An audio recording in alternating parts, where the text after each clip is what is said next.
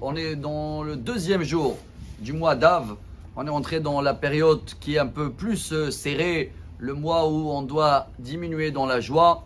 Ça se comprend par on mange pas de viande pendant cette semaine qu'elle arrive. Certains ils boivent pas du vin, on n'achète pas des nouveaux vêtements, il n'y a pas des mariages et chacun il connaît les règles. Il y en a des fois que c'est des coutumes. Ça je sais que chacun fait au mieux. Mais est-ce que toutes ces raisons-là, c'est pour un passé? Parce qu'on sait très bien combien de fois on a partagé. Rabbi Nachman de Breslev, il dit quelqu'un qui vit toujours avec son passé et il n'y a pas de programme qu'il arrive, ça s'appelle peu importe quel âge il a, il est vieux. Et d'un autre côté l'inverse, quelqu'un même s'il a 96 ans, mais il cherche toujours qu'est-ce qu'il peut faire. Ça s'appelle Naharaiti, Vegam Zakanti, il reste toujours esprit jeune. Alors, pour essayer de comprendre, et peut-être ça va nous donner beaucoup de force cette semaine, vous connaissez tous la halakha, l'origine dans le Talmud, traité Baba Kama, page 82. Pourquoi on lit la Torah tous les 3 jours? Le lundi, le jeudi. Bon, le Shabbat, tout le monde sont à la synagogue. Et Moshe Rabbeinu, il a vu que si tous les 3 jours, il n'y a pas une source de Torah, le texte divin, on s'éloigne. Bon. Et alors pourquoi samedi après-midi, on lit la paracha?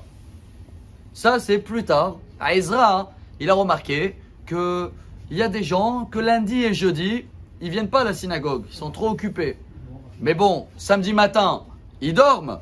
Et samedi après-midi, ils viennent à la synagogue. Quel texte on lit le samedi après-midi? Vous avez remarqué toujours ou pas? On lit la paracha qu'elle arrive.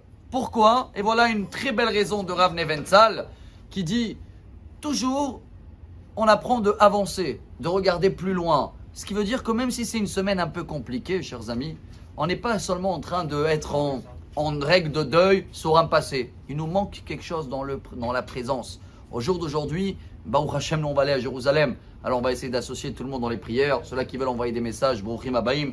On va même passer, si Dieu veut, chez Rachel Imenu, à Bethléem. Tout ça, c'est pour essayer de vivre ce qui nous manque au jour d'aujourd'hui. Il nous manque l'amour gratuit, la paix. On va terminer avec un exemple du football. Vous savez, si je prends un exemple, on va dire l'Angleterre. Comment on appelle tous les Oadim, ceux-là qui sont là, s'ils vont gagner, ils vont dire ouais, Dieu est grand, ils vont être contents. Et je sais pas moi, s'ils perdent, qu'est-ce qu'ils vont dire quoi? Dieu est pas si grand chez eux.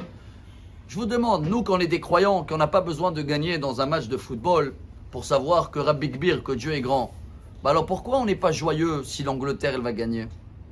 La réponse est simple. Parce que comme ça nous fait pas mal au cœur quand ils perdent, eh ben ça ne nous réjouit pas quand ils gagnent. C'est exactement ce qu'on doit vivre cette semaine, chers amis. Chacun qui a de la peine sur ce qui manque en ce moment sur Jérusalem, lui il va avoir la joie quand ça va se construire. On va terminer avec ce qu'il dit le Rav Kook.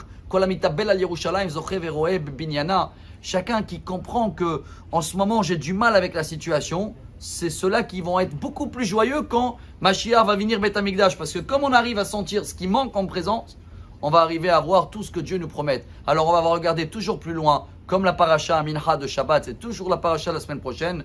Si Dieu veut, cette semaine déjà, ce sera bien. Et la semaine prochaine, Beth Amikdash, Bimera Biyamenu, Odayom. Shavua Tov, Amar Rabbi Elazar.